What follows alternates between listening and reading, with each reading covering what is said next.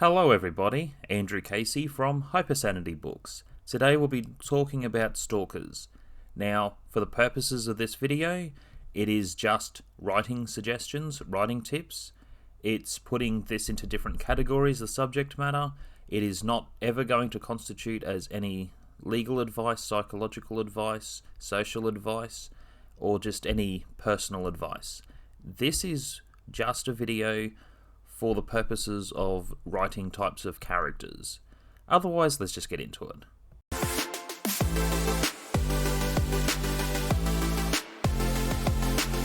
Number 10. Incompetent Stalker. You have 113 new messages.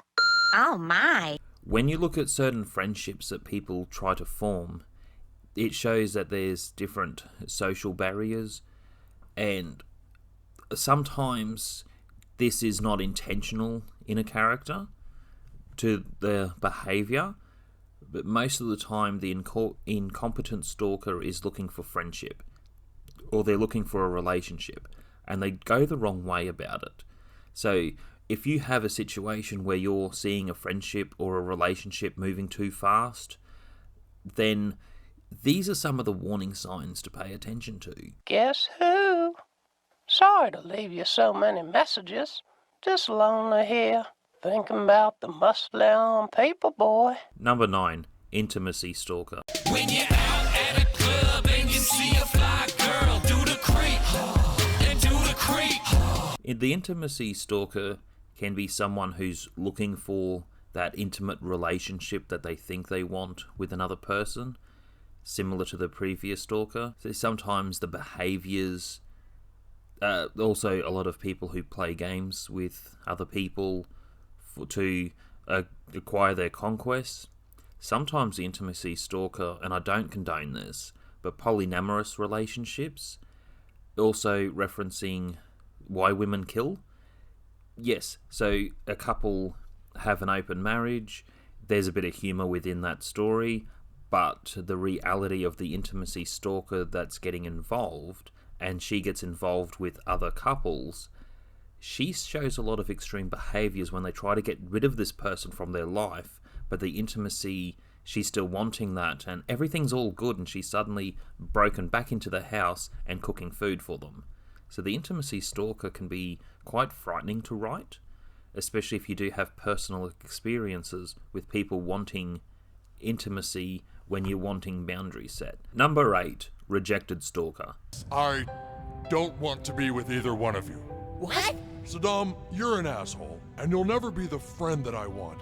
Satan, can we go for a walk in the park? No, I'm not going on a walk. You're a pussy, Chris, and you drive me crazy. Go away. Now you can't leave me, Satan. I won't let you.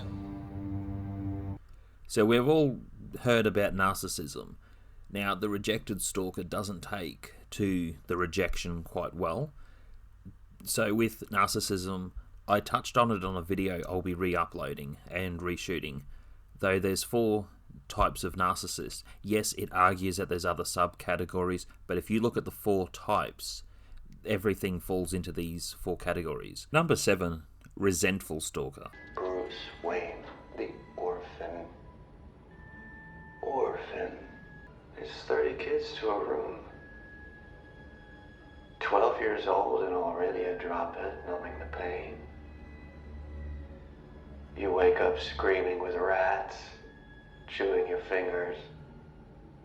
Let's talk about the billionaire with the lying dead daddy, because at least the money makes it go down easy. So yeah, this type of case study, and that's where the antagonist goes, a case study. Because you're following the protagonist in the story, but it becomes a case study following the antagonist. So some of the subject matter does get quite frightening, and a lot of stalker characters really do work for thrillers, for horrors, and for crime fiction. And that's what I'm trying to bring everything back to, is just writing for fiction and comparing to books, and moving along. Number 6. Predator Stalker. You didn't see his eyes. He said he wanted to prove a point. So, one of the big misconceptions with this type of story, Batman the Killing Joke, it raises concerns when people have reviewed this over the years, between the film and the graphic novel. And one of the things that I really want to make clear, do not feel empathetic for the Joker. Don't. You're playing back into the game. Because when you are feeling empathetic towards his character about having the mental breakdown, the fact is, at the end of the day, he is a predator stalker, stalks Commissioner Gordon, does something inhumane to the person. Ladies and gentlemen, children of all ages, I give you the average man. And is justified by trying to compare it to Batman as a case study. The same thing goes hand in hand with the Two-Face character in The Dark Knight. Till their spirit breaks completely. Until they get a good look at the real Harvey Dent. He wanted to prove that even someone as good as you could fall. The idea is to show that other people can change under certain circumstances. That's one of the themes to the Joker, is to bring other people into what happened to him. So, as much as there are different societal issues, the thing is there has to be a certain point to say enough. And that's where a predator stalker, some of the traits are escalation. You see this in crime fiction, you see it in organised crime stories, where a lot of the story does escalate, which is also creative writing, don't get me wrong.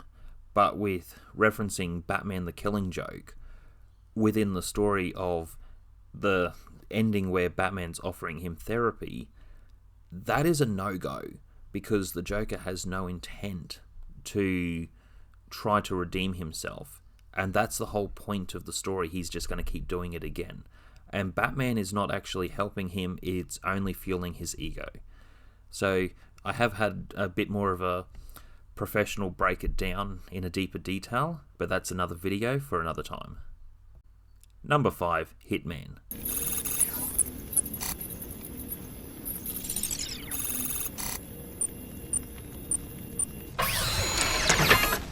So yes, again, this also is delegating one crime to another. Though instead of focusing on your general typical crime fiction, I like to talk about other types of characters, like in the Resident Evil franchise. There are certain types of stalkers, they're going to get to that character no matter what, and they're going to keep going. And it's the same with the Terminator franchise. There's that certain dialogue and that certain kind of theme to the enemy where they're not going to stop and they're going to keep going. I like this type of character. Even in sci-fi. Sci-fi, you normally see this type of character, that they will attack their enemy, they will keep following their enemy, and they will not stop until the objective is done. Number 4, political, high profile. Most psychological advice just puts it as political stalker. I also prefer to adjust it and talk about high profiling. One example is there's a court trial and a celebrity is involved, though the law firm that's representing someone and a celebrity being involved, it requires the highest people in the team because they're dealing with a high profile matter. Variety stalker. Now, this can come into all different types of stalker, so they may not have all the categories within the person. However, I'll just play this bit of footage between different shots and see if you can come to your own conclusion. Bree, hi. What can I do for you? Well, for starters, you can help me prove to the police that we didn't conspire to kill my husband. Okay. Hi, this is George. He's a good friend of mine. Actually, we're engaged. Not a tiff. I upset you, and now I'm just trying to make things right again. It was not a tiff. We broke up. It's over. Dr. Goldfein, do you ever really cure people? I mean, even if they're really crazy? Rode up on his little blue bike and tried to hurt me. Do I think he's wicked? No, he's disturbed. Bree, it's me. The police are at my house. They're going through my stuff. What the hell is going on? Look, I know you're there. Pick up. And I can see now just how sick you really are, so please, just turn yourself in, and that way you can get the help that you really need. Number 2, multiple protagonists versus Pennywise. Now, I'm not going to get into referencing and trying to scare anyone within this video. I will do a video on the Stephen King's It novel, comparing the films. For this particular concept, you can write different protagonists that are dealing with one antagonist. And that's sort of the point with the Losers Club versus Pennywise. So, within your writing, yes, you can write a stalkerish character that is playing games between different characters, and they all have that common grounds. Though I'm not 100% keen on a lot of Stephen King's writing. I think sometimes there's too much writing in a lot of his books, strays away from the main plot. However, for the purposes of what he's done right here, I love multiple points of view, and between each character having a common fear to overcome together against an unseemable enemy. Number 1, case study. It's a growing field. I specialize in those individuals who believe they are superheroes. Good for you. With characters and writing, we hear about flat characters, round characters, and case studies.